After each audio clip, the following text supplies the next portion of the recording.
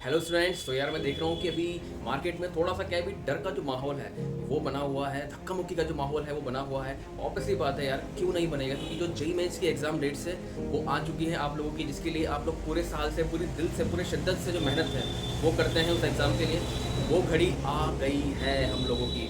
और यार देखो, बिल्कुल घबराने वाली बात नहीं है। अभी मैं जानता हूँ कि हर स्टूडेंट्स की जो सिचुएशन है वो ऐसी ही होगी, कोई डरा हुआ है, कोई सहमा हुआ है, कोई घबराया हुआ है। तो यार बिल्कुल भी डरने की ज़रूरत नहीं है, क्योंकि यार देखो सीधी सी बात है कि जो एकदम से जो हमने एक्सपेक्ट नहीं किया था वो चीज़ हुई है। हम लोग एक्सपेक्ट कर रहे थे कि शायद जनवरी में जो जेईई मेंस का एग्ज़ाम है वो नहीं होगा, बट ऐसा होने वाला है। ठीक है, तो बिल्कुल घबराने वाली बात नहीं है। ठीक है, देखो एक तरीके से देखा जाए तो इसको एक अपॉर्चुनिटी की तरह आप लोग ले सकते हो। आप बोलोगे कि सर अपॉर्चुनिटी कैसे ले सकते हैं इसको भी हम लोग?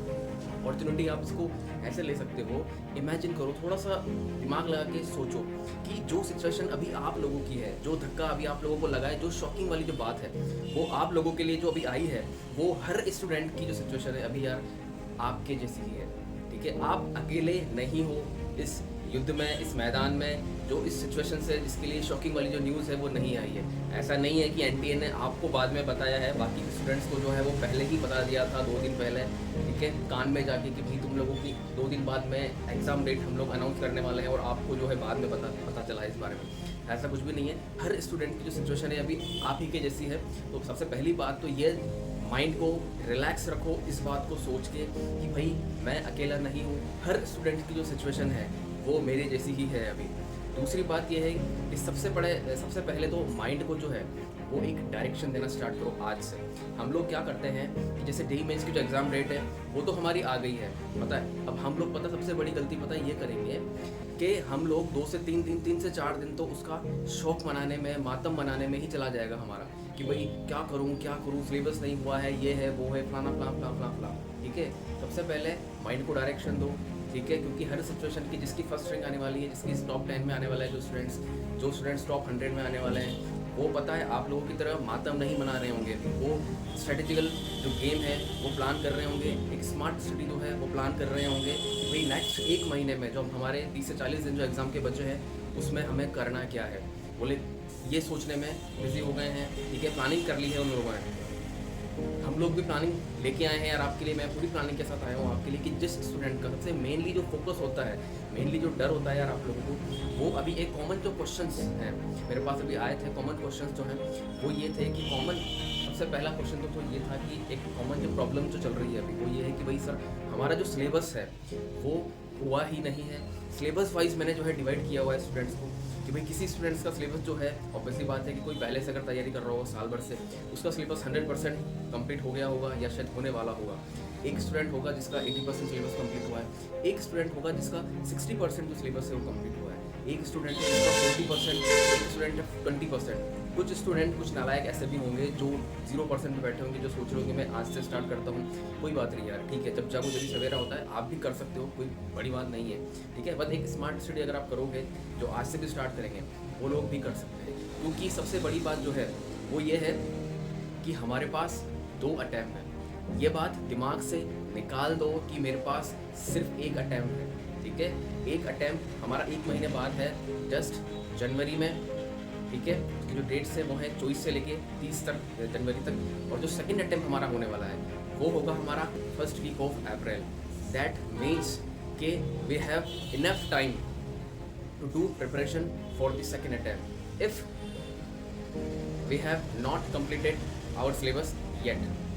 अगर हमारा जो सिलेबस है वो 0, 20%, 30% के बीच अभी है, तो आप लोग बच्चों जिनका भी सिलेबस इस कैटेगरी में आता है कि 0% है, 20% है, 30% है या फिर 40% है, आप लोग बिल्कुल भी मत घबराइए यार। ठीक है, क्योंकि आपके पास सेकेंड अटैम्प्ट का जो चांस है वो अभी भी है, उसमें 3-3.5 जो महीने हैं वो अभी रखे हुए हैं आप लोगों के पास। तो मैं स्टार्टिंग से स्टार्ट करता हूँ। सबसे पहले तो जिन स्टूडेंट्स का 100% सिलेबस कंप्लीट हो गया है, बिना देरी के जिस भी कोचिंग इंस्टीट्यूट में आप हो, जहाँ से भी आप पढ़ाई कर रहे हो, चाहे सेल्फ स्टडी आप कर रहे हो, सबसे पहले तो अगर आपका 100% सिलेबस कवर हो गया है, उसके लिए उसके बाद आपको क्या करना है कि रिवीजन जो है वो स्टार्ट कर दीजिए।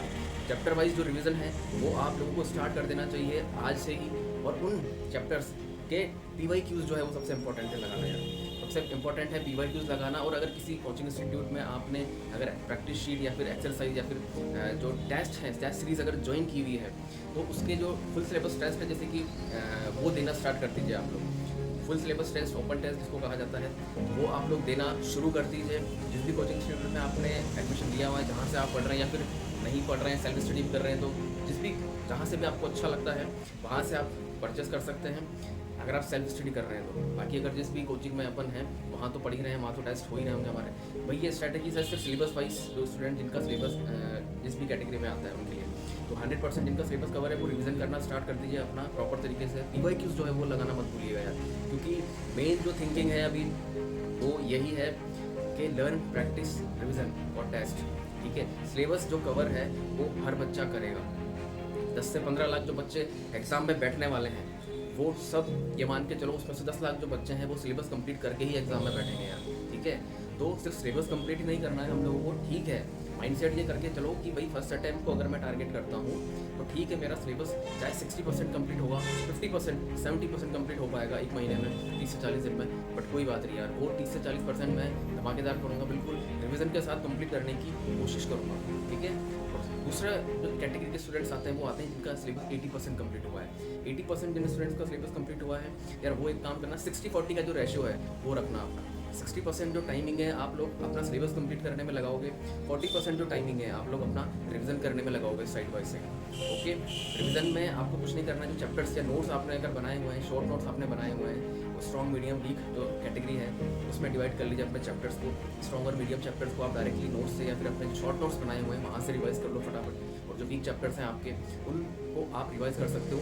आपकी जो फुल नोट्स बनाए हुए हैं अगर आपने, या फिर जो भी वीडियोज़ हैं आप देखते होंगे, या कोचिंग इंस्टीट्यूट जहाँ भी होंगे आप, वहाँ से आप कर सकते हो। ठीक है, थर्ड कैटेगरी जो आती है अपनी, वो आती है 60% सिलेबस कंप्लीट है सर मेरा।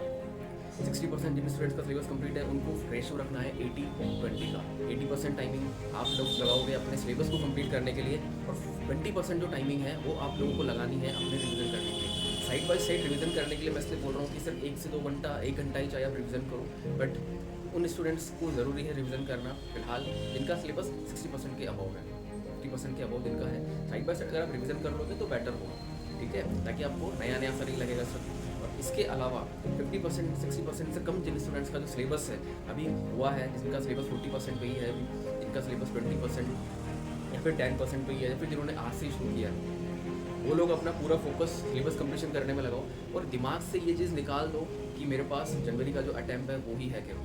आप लोगों के पास अप्रैल का जो अटैम्प्ट है, सेकेंड अटैम्प्ट, वो भी रखा हुआ है, उसको भी आप यार टारगेट कर सकते हो, कोई प्रॉब्लम वाली बात नहीं। हमारे पास 3.5 महीने हैं अभी यार, 3.5 महीने में तो एक सिलेबस जो है पूरा वो कंप्लीट हो सकता है। अगर मैं 0 से आज से स्टार्ट करता हूँ तो सिलेबस जो है कंप्लीट कर सकता हूँ मैं। वो कंप्लीट करने के साथ जो रिवीजन है वो भी हो सकता है 3.5 महीने में, बिल्कुल घबराने वाली बात नहीं है।